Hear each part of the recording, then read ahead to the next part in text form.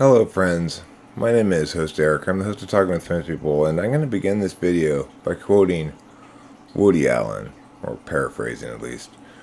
Wouldn't it be great if needy were a turn on? Well, that's very much relevant to, or equivalent, analogous to, what I'm going to discuss right now, which is the last two videos I made prior to this one. Those two videos are the two videos that everybody in the world needs to see. The two most important videos in the world. And only 200 people in the entire world have seen them. Wouldn't it be great if Wright and Scoldy were fun? Wouldn't it be great if my correct scoldiness actually made people want to listen to me? That would be amazing, because that first abortion video is fantastically scoldy. It's like, wow, Eric, you did a great job of scolding people here. You really did. You scolded the fuck out of them. And scolded, and you said everything that they needed to hear, too. All these words were so exactly right. Even I, when I was watching it back, was like, wow. I didn't even know I was that right about everything. And then the second video was also incredibly right.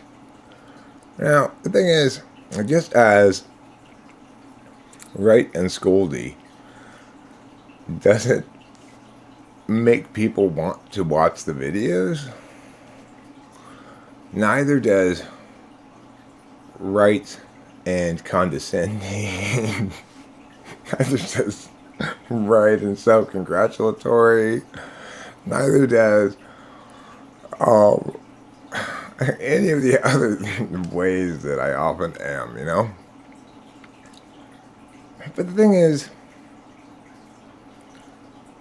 you know, it goes with the territory, right? You can't be somebody who's that shockingly insightfully correct about things and also play well, you know? It just doesn't play well. There's no way to make it play well. So the 200 or so people in the world who've seen those world's most important videos, and the reason those things are the world's most important videos is because the lessons learned by abortion are lessons that generalize really well if you're capable of understanding them. They're lessons about the predominance of framework, the order of questions, the necessity to... the key thing I said in those videos, the key message I conveyed above all else is we each have a capacity and responsibility as members of democracy to check ourselves. Do we care more about what we want as an outcome, or do we care more about being correct? And if it's the former, stay out of politics, because you're too invested emotionally to be correct. And the thing is, if you, as I said, you know, it's like if you care more about the outcome that you want, and you don't care how it's justified, then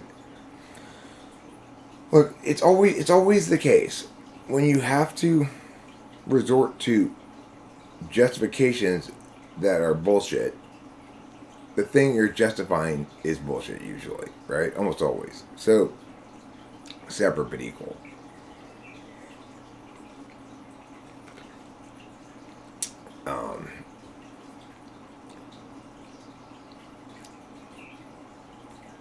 It was an example of the Supreme Court not wanting to be politically expedient rather than correct. And, of course, you know, if you want to follow the logics thereafter, you're going to have a lot of problem. If you're going to try to, if you want to, let's say you're making a case about something else, and you want to use that decision in justifying your legal point you're making, you're up to no good, right? Same thing with the internment camps in World War II.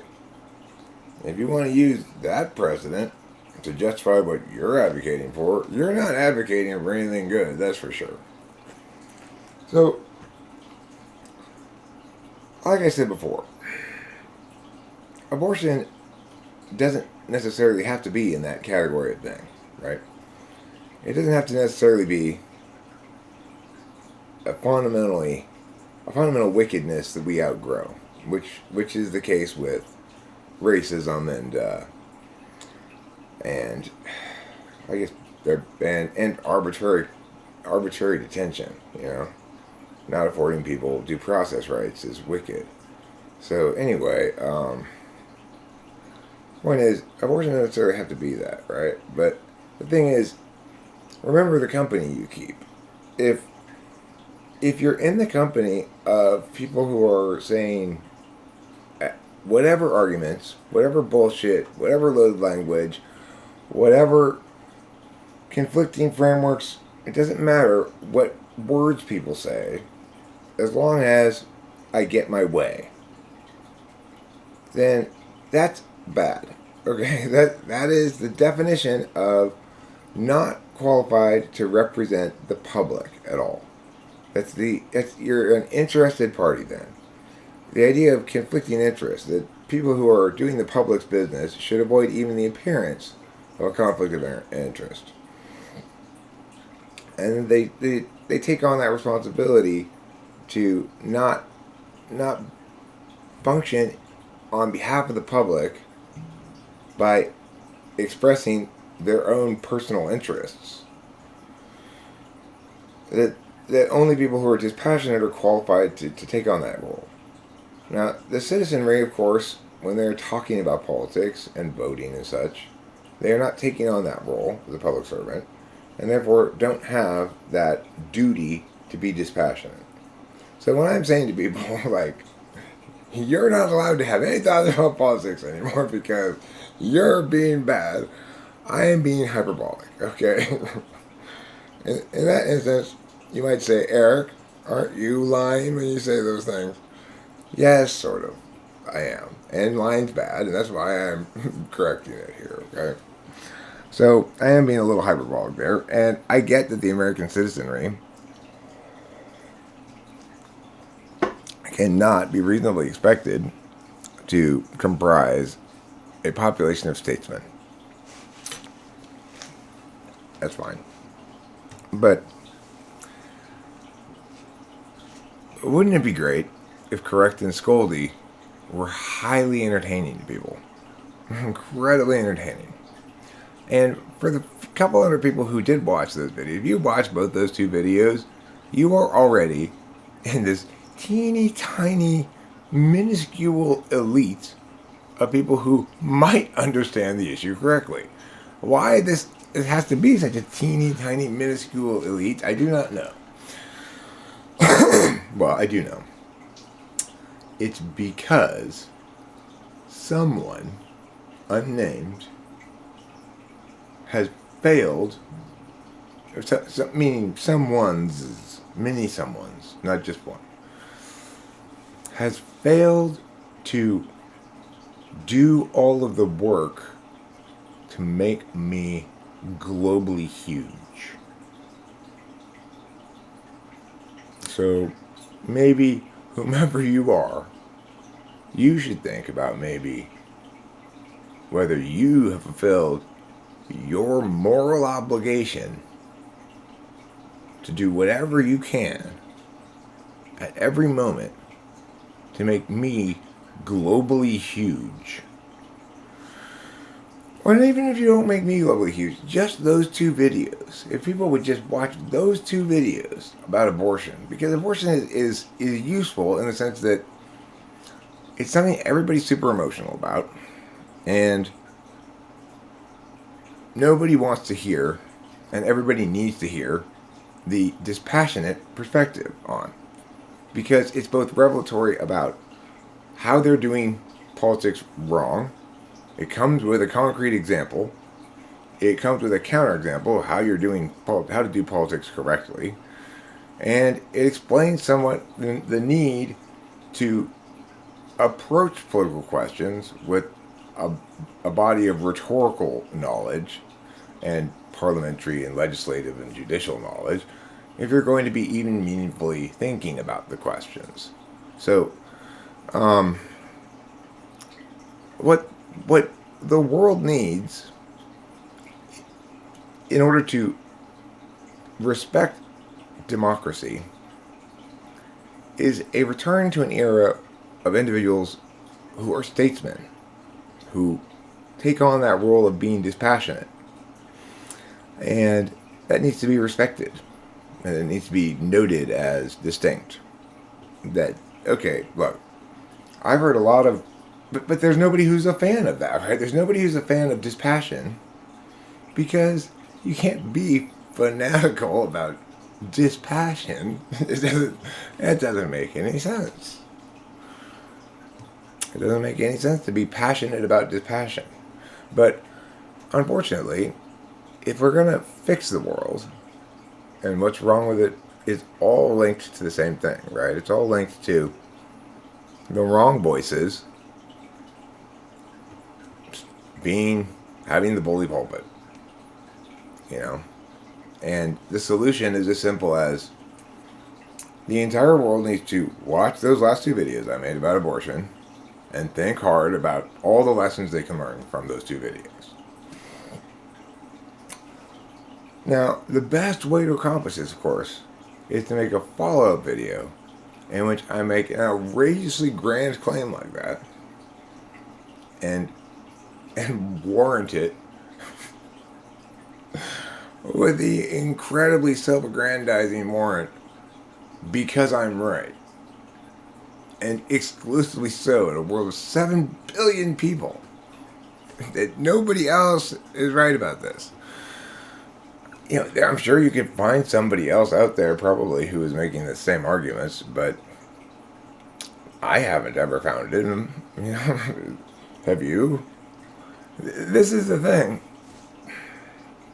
I'm not looking, right? I'm not looking for somebody else who's just as right as I am. So, if somebody out there is just as right as I am, I'm not going to find them. But here's the deal. Like, there's a lot of people in the world who are right about certain things because they're specialists. But I'm a specialist as well. But I'm a specialist in being right about being right. So,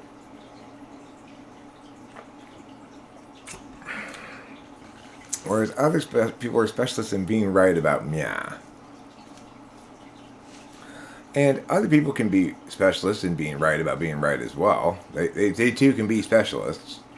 But what I'm saying is, they too can be ENTPs. But the thing is, there's no, as far as I can tell, there's no other voice of leadership that's saying, look, hold on everybody for a second. We don't have to catastrophize what's obviously a catastrophe. Okay? Like, the state of discourse in the contemporary world is an absolute catastrophe.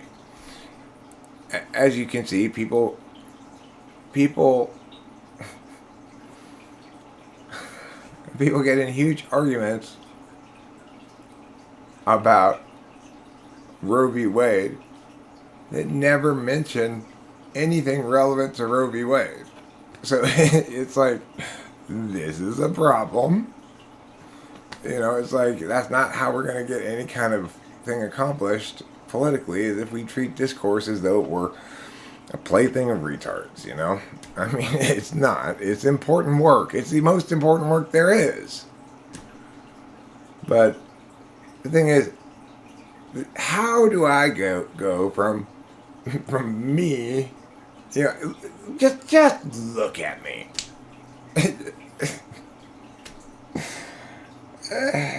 It's like I'm not doing any of the bullshit that you're supposed to do to get people to listen to you. And so, only a couple hundred like super intuitive people or correct people or something are just lucky to be, or I'm lucky that they happen to be interested in being right, or I don't know what to say, but you know, those videos will top out at under 200 views each, even though those two videos need to be seen by everybody in the world who has an opinion on abortion. And it's not because I'm trying to advocate them into either side of the matter, right? It's because I'm not. And also correct about everything. It's a pretty hard thing to pull off, right? To both be correct entirely about the subject of abortion without advocating for either side. And yet I did it in those two videos. And they're demonstrative of all the things that we need to know about discourse and rhetoric and politics that affect everything and infest everything in the world. And they bring to stark contrast the central message, which I will end with right now, which is, if you care more about what happens than being right, then you don't deserve to be engaged in advocacy. You shouldn't be advocating, because then it means you care more about what you want than you care about your duty as a citizen to care about the integrity of the democratic process. But you are still allowed to have opinions and stuff. And obviously, when I say that shit, I don't mean you. I'm just being incredibly scoldy because I'm feeling very frustrated at people not listening to me. I mean, the thing, I got nothing to complain about because I got more of an audience than a lot of people. I mean, I have an audience of some sort. I do have some people listening to me, which is amazingly gratifying. Shockingly gratifying, makes me want to cry. But the fact is, with videos like those last two videos, forget about me entirely. Those videos are exactly the medicine everybody needs to take. If you have, everybody you know who has any opinion on abortion needs to take that medicine. It's like, how do we force them to take it? That's the question. How do we force them to take it? I don't know the answer to that one. So anyway, thanks for watching. Don't forget to eat plenty of cheese.